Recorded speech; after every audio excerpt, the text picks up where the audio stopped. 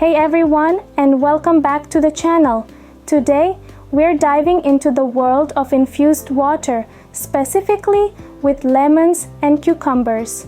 We'll explore what happens to your body when you drink lemon cucumber water daily.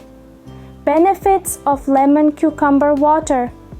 There are several potential benefits to incorporating lemon cucumber water into your routine. Hydration. This drink is mostly water, so it helps you stay hydrated, which is crucial for overall health. Digestion. Lemons contain citric acid, which may aid digestion by stimulating stomach acid production. Weight management. While not a magic bullet, lemon cucumber water can be a healthy substitute for sugary drinks, potentially aiding weight loss efforts. Vitamin C.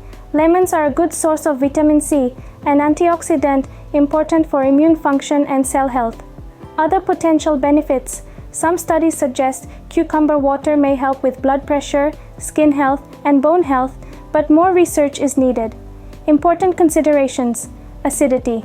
The citric acid in lemons can irritate tooth enamel, so consider using a straw and rinsing your mouth after drinking. Moderation. Enjoy lemon cucumber water, but remember, it's not a replacement for a balanced diet. Consult a doctor. If you have pre-existing health conditions, talk to your doctor before making significant changes to your diet. How to make lemon cucumber water.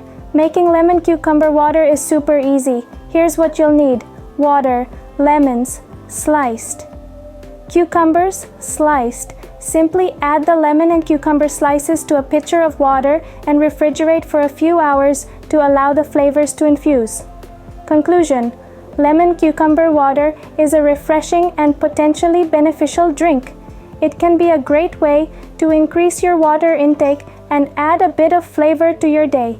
However, remember, it's one piece of the puzzle for a healthy lifestyle. Have you tried lemon cucumber water?